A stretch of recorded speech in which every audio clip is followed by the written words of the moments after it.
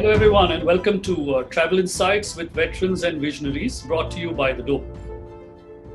Through Travel Insights, we delve deep into the psyche of individuals who have been part of the travel industry and who have witnessed the evolution and the growth of the travel industry over the years. And along with that, their experiences and the challenges and changes that they have faced in building their businesses.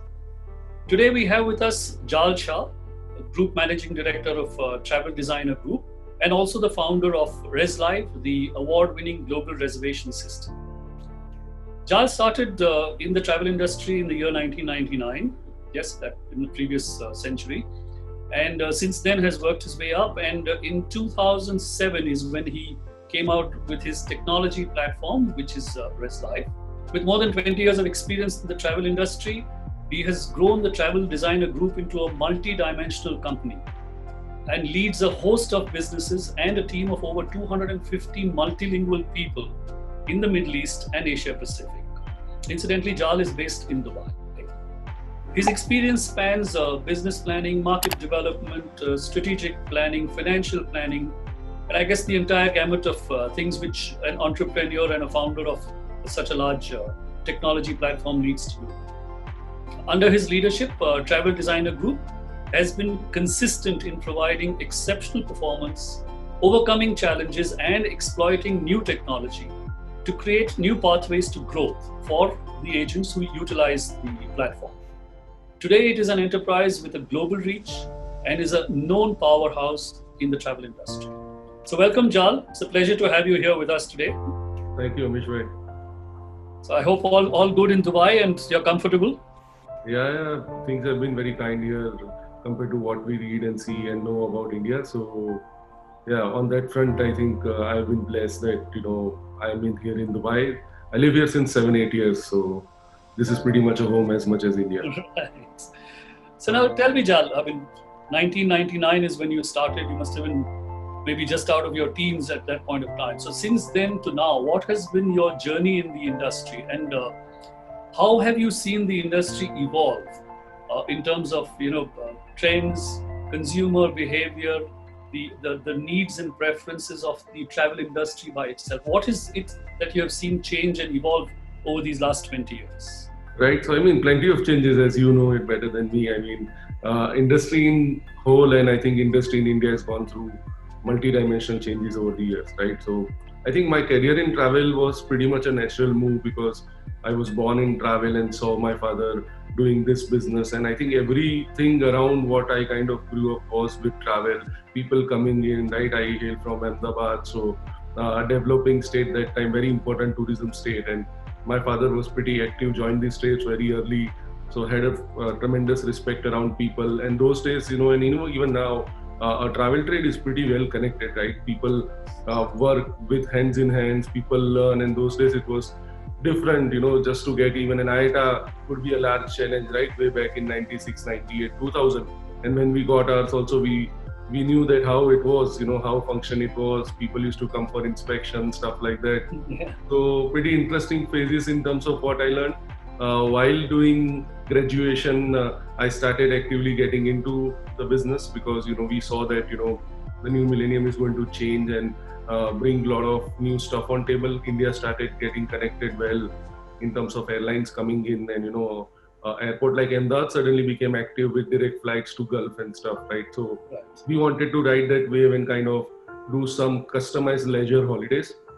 So my father's traditional background was wholesale business, and he sold airline consolidation in various capacities. So he always had this connect with B2B business, and we thought we will leverage that network and try and come up with products which are not very well known to Indian market. And that's where the story of selling Dubai kind of came into the thought process, where 2000 pretty early days, first few years of Dubai Shopping Festival, and that's about it, right? Dubai was known more as a Sharjah and a cricket, as UAE as a country, and then Dubai probably as a destination started evolving.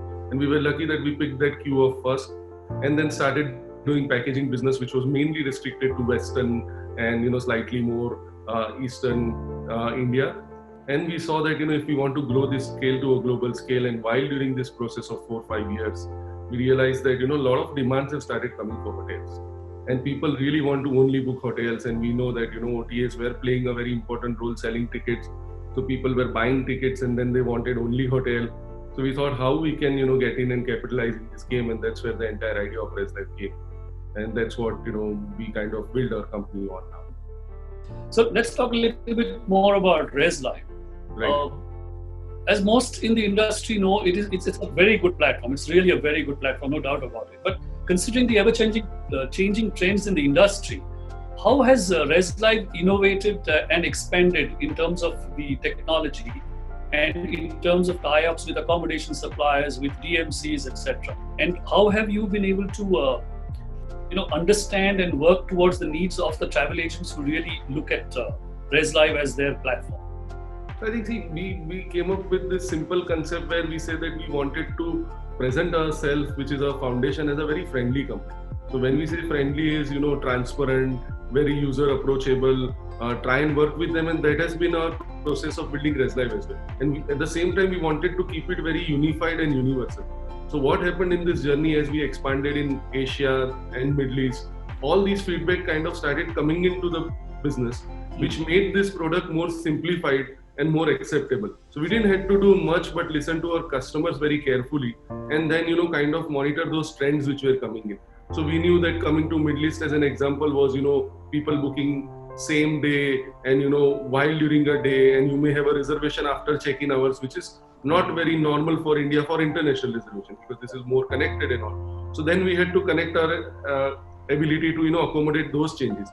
So every business challenges which became some sort of an element into the system, and we started solving those problems and started creating this product, which is still stays simple and looks same everywhere wherever we work in this 18-20 countries. But when you started, I mean, there were big names in the similar field, like international names like Expedia or something. So how were you able to position yourself, sell yourself, market your platform to the industries? So I think, one thing I learned from Indian market is how you approach and how rooted the Indian market is, right? So reach is something in India which is still very challenging, still 12, 14 years, and going through every trade shows and having salespeople across India, we still get surprised with a new travel agent and opportunity which comes.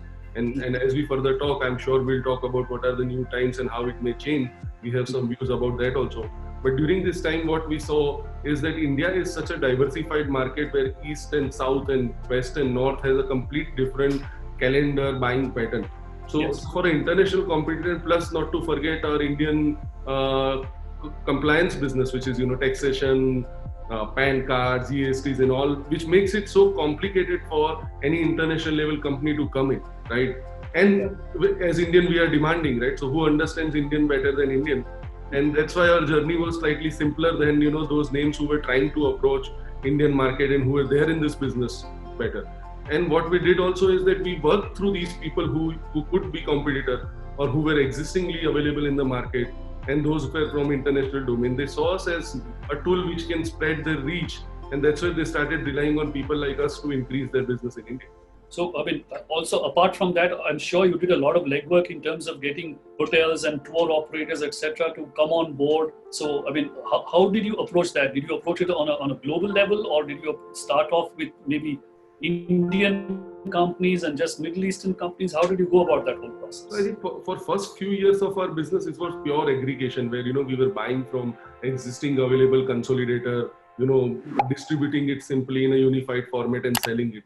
And as we started producing numbers and we started having more clarity on what could be brought direct and still being sold by increasing revenues and giving better service, that was our main focus. And it's the same approach of user acceptance where we started looking at the data, started looking at the trend, and started contracting those hotels. And by the time, I think with God's grace, the branding and goodwill was established where a lot of opportunities came by itself, and we don't have to go and approach them. So on the demand side, you of course were listening to each of the users and adapting to that and adopting and making changes to that. And on the supply side, you were concentrating on the aggregation. But on the technology side, what were you doing? I mean, considering that technology is something which keeps changing, do you have a large technology team in-house which is working on the platform on a continuous basis, an ongoing basis? Yeah, indeed. I mean, tech is something every one of us in leadership spends time to keep ourselves in line with. So that starts with a lot of reading, looking at what is happening in the market. And because now community sharing and platform in general as technology has become so transparent and accessible, you learn a lot by looking at a lot of things which is happening either at a global scale or at some different industry as well, right? So I think the best inspiration what we see is not looking at something from travel, but try to look at changes. And all of us in India witnessed some huge changes from our online e-commerce buying, from groceries to mobile wallets, to those lot of destruction and changes which came. That itself is an inspiration and learning, where you adopt what they build, you look at what they do and try and embed those in your ecosystem on how you can kind of make it work for you. So now coming to new trends, you did mention that you would discuss new trends with us. So one of the new things which is spoken about a lot in terms of technology and is almost a catchword is artificial intelligence or AI. So to what extent are you adopting AI and bringing it into your technology platform? So, I mean, for us, artificial intelligence started way early, where we started looking at a lot of data. And, those data which were there for a number of years, and those tons of data were not very organized. So, about 4 years before, we started having a couple of data scientists and BAs, which started presenting it on, a normal format. So, in a layman, we started using a lot of Excel, started putting those data, and then started building certain logics over the system. So for us, artificial intelligence is more to increase conversion, uh, also to forecast certain demands. For us also, it gives us some statistic on how our customer service has been. And obviously for when it comes to, looking at payment gateway and digital channels, how we can use artificial intelligence to kind of drive more traction, where we do, discounting and stuff based on to, generating more revenue. So, we run certain programs in India which are unique. So, we have Res Reward, which we always wanted to do. This is a B2B reward program, which is done for travel agent partner across. We've been running it for 4 years now. So that's something which came up from artificial intelligence, where, we had this data and metrics where we knew that, extending more loyalty and rewarding people who work with you will give you more traction moving forward, and that's a good way of retaining certain customer side. So that was put in. Then we realized from our artificial intelligence and data finding is how we can drive more cash business, which is digital and fintech sort of cash business. And that's where we introduced something called ResLive Vault, which is not wallet, but it's a vault where you park your money, and depending upon channel you put in your money, we reward you. So again, something learning from fintech pieces like PhonePe, Paytm, and a lot of us, where people started having, where you make a commitment, and if you do larger deposits, you get instant transparent discount, which is added to your account instantly. So it was not raising some tickets after you make payment, stuff like that. And these are all findings of how you analyze data, right? So that's going to be very important now, because Amish bhai, I think what we see is we still don't know what will be the trend from India, right? Way back, we forecasted that the trend could be a lot of domestic travel, but sadly that did not happen because of our own state compliances and rules and whatever India is going through. So for us, our forecast was somewhere around July. We thought that, we should start to see some domestic movement. That domestic movement will further get strong as we move towards, our traditional honeymoon and winter Indian business. And, it's natural for people to have, because we have a lot of festivity in India in the second part of our calendar year, right? And July, August, September onwards, we start to see a lot of festival, a lot of small holidays. And all of us kind of had those calendars because we ran our campaign for Independence Day weekend. And we saw all those small weekends coming in, but nothing materialized, because again, it's not that people don't want to travel, but that sense of clarity, comfort, confidence is something halting people probably to travel. So I think trends in India will be interesting. Other trends in terms of international market, what we've been observing are quite interesting. So domestic tourism, as we know, in UAE started a lot of staycation drive. We thought it'll last for a month, but that kind of continued over 2.5 months now. And people still want to do multi-year staycation, which is very interesting when you look at the season here, which is hot. And we are not at a peak season for Dubai, I mean, in terms of inbound, and still 45, 42, kind of very hot. But people want to get out. So that shows you mindset that, travel is not something which is gone out of people, because for a lot of people it's lifestyle, celebrations, unwinding, right? And all of us have done something like this in our travel as well. Being from travel industry, our travel meaning could be different, but all of us have touched upon this sometime, be it special occasion, celebrating anniversary stuff. So I think we will see that traction coming in India. How and when is a big question, I think, which I don't think so I'm in a position to answer, because every day is changing, right? Some airport on, some airport off. Difficult. Now, something specific. The IPL is now coming to the UAE, as we all know. So, how are you gearing up for that? We started hearing IPL buzz much before it started coming to India, because I think there were offline talks which were going on. Some hotels were approached. We were surprised. Somebody from Southern India wrote to us about a very prominent team looking for some accommodation pre-IPL, and till that time they wanted to bring that players early and certain net bowlers and stuff like that. So, I mean, we looked at it as a joke because there was nothing in Indian market, and we knew UAE could be one potential option, but again, how it works and what sort of a modality they'll put in. But things started moving fairly fast, and as I see, a lot of hotels have made their accommodation choices book. Prominent Indian couple of hotels which we have in Dubai have majority of teams, and we started preparing ourselves for IPL. So started looking at the hotels which are near stadium, because one of the most important changes, if we want to do a package where spectators are going to be allowed, that's what we learn. Nothing again very official, and what you read in media 30-40%. My bet is that there will be spectators, because we are seeing some concerts happening here. There have been a couple of exhibitions which has happened here, and there is de-socializing here in terms of you see bars, shops, restaurant, malls, everything open. So having a specified 6 hours, 5 hours match with spectator is no difference, and if you can limit the audience, it will work. So I'm sure for India this is going to be a next big lead in terms of travel, and a lot of hope from Indian travel industry is around it, because Dubai is accessible, it's under bubble, visa is something you get it on a paper. A lot of people have already traveled, and the city has confidence now in terms of be it low rise of cases. They've done brilliant marketing. Whatever we have seen, all stakeholders like airline and all doing wonderful work to promote the city. So yeah, I think IPL will be interesting once the schedule comes in and we know which teams are going to play where, because I believe they're going to use 3 grounds, and Abu Dhabi, Sharjah and Dubai will be used, so there could be some home and away, so some teams could be based here and there. So once we have more clarity, I think we'll be able to tailorize a product suiting to there, where you only sell accommodation nearby and then you sell it with ticket, or just with a drop and pick up pre-post matches. So that should be some good way, and I think that's where all of us will have to work to put this product, because that's going to be, I think, some start for an Indian outbound in this current scenario. So now coming to the COVID-19 situation, the effect of course has been a lot less in the UAE, but this is after all the traditional holiday season in the UAE, and a lot of people travel out from UAE to different parts of the world, which of course is not possible now. So are you seeing some kind of a latent demand from within the UAE, where people are looking at vacations to travel within the UAE, like maybe to an Alain or a Ras Al Khaimah or an Abu Dhabi? Yeah, so we saw first those staycation, which is, started with Emiratis and local, and then we saw residents also, because a lot of people like me now, it's difficult to come to India with quarantine rule and all.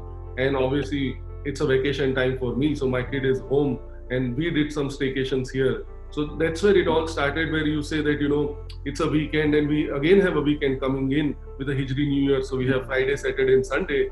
This weekend itself is a slightly larger weekend, and we have already started seeing some traction.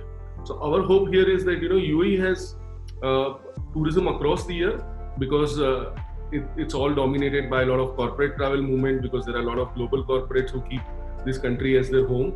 There are a lot of compulsive travel within GCC, and as GCC becomes more open, be it oil and gas, engineering and other stuff, so we'll see those travel starting. And the leisure may have a season somewhere around December, where school may have to give another break, because we're still not sure how this entire schooling thing will work. So expat may go back to their country whenever they get opportunity, because they've been away for 8-10 months or 6 months in general. So that may not result in a travel, because we used to have a strong expat travel here to places like Azerbaijan, Georgia, because as a UAE resident, you had visa on arrival there.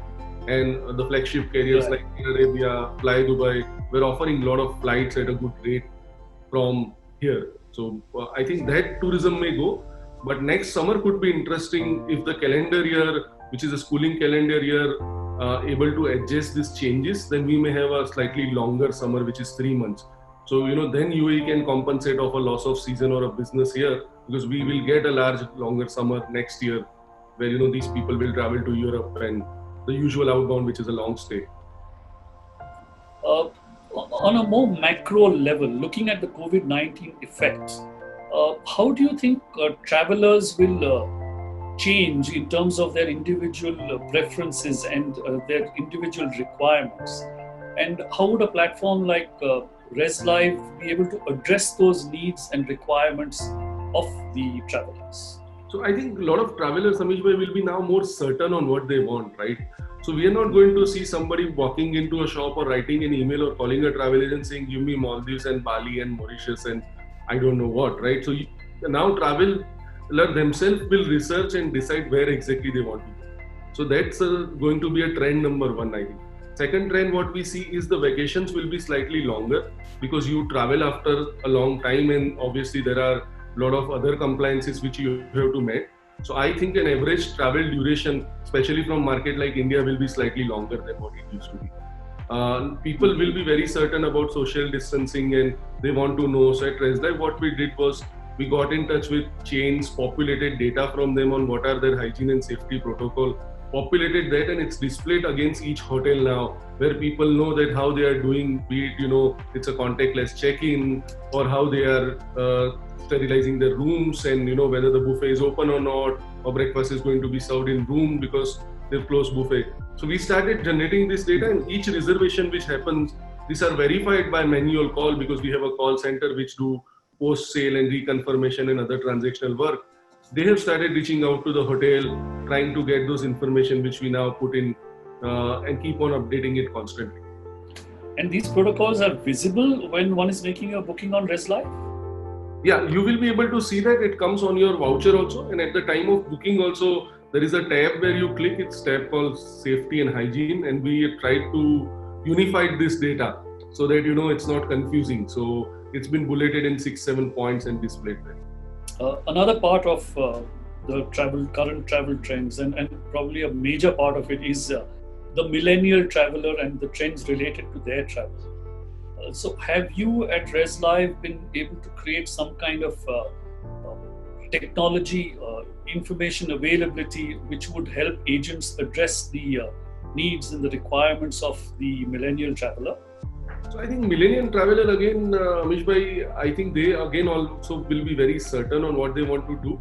So their special interest travel could be, more free and easy, where they want to do accommodation only and alternative accommodation, and then they want to explore cities on their own. So for us, we thought starting this March is that, we have to have those content which is vacation rental, apartments which are available via aggregation now, which are user-owned apartments given, like something in a line of Airbnb. So we started putting that, and now there are filters for you to filter them, which makes it easier for them. So we also started accommodating family, where you have a classification of hotel, whether it's a leisure friendly or a corporate friendly. And we started building some special popular filters where you can filter room types by private pool, balcony, club facility, terrace, kitchenette. This can be done either at a hotel level or at a destination. So that's a great feature, because it's very, very necessary nowadays, especially with the way people are now going to plan their travel going ahead. So obviously you are constantly evolving and adjusting the technology based on the requirements of the market. But in terms of the requirements of the travel agents who are your customers, are you giving them some kind of a white label solution which they can combine with their website so that it looks like a B2C solution for their customers? Yeah, about a year and a half before, we came up with a product called Affiliate. So it's a self-white label product. What it also does is that it also solves payment solution for travel agents. So, you could have a permanent affiliate, which could be a corporate or a regular traveler. or from your ResLive login, you do a search and create an affiliate link which goes from your email address to that customer. And on clicking that link, he will be able to log in on a domain which has your logo, and they will be able to go through all the listing and make the payments which will come to us, and we will pass on commissions to our travel agent. So that's been working well. It's a forward distribution, forward thinking solution which we came up. Initially, it had an idea of corporate bookers more in mind, but I think with this trend and where we will see that there will be a lot of home agents now, and people trying to do consultancy work because of unfortunate job losses we had in industry in general. I think this will work as a good solution for them to attract their retail and regular customers without able to do a lot of compliance work, which is office and legal registration and taxation and other stuff. So they could kind of work as a sub affiliate and forward distribute this product to their client. So that should be very interesting way once Indian market starts to see how we see this working. All of us are pretty optimistic that travel will commence. Maybe not in the next couple of months, but certainly by the end of this year, we should see some quality travel start. Yeah, yes. So now, Jal, before we end, any parting comments, any parting views that you have, which you would like to share with our viewers? So I think what I see, and when I connected with people, our partners and clients. So, first, obviously, I wanted to see all of them in good health, right? It's a tough time for us in industry in general. Something all of us never would have thought, dreamed or dared. And I don't think so we should be able to see this again. So I think hope not. God helps us to end it once for all, and it should end at good. But I think this is a time for travel industry to kind of hang in ourselves and work together. Tough time. I don't see very good opportunities from government trying to help us and bail us. But I think the internal ecosystem and the principle of how this travel industry was built, especially in India where a lot of brotherhood was there, I think we'll all have to kind of work with each other, and then the time will be good. Great. Thank you so much, Jal. It's been a pleasure speaking with you. Pleasure is mine. We'll obviously get together sometime in the future once this COVID is behind us. And till then, please take care. And for our viewers, we hope you enjoyed the show today. And if you did, please don't forget to click on like, share, and subscribe. And until next time, stay safe and take care. Thank you.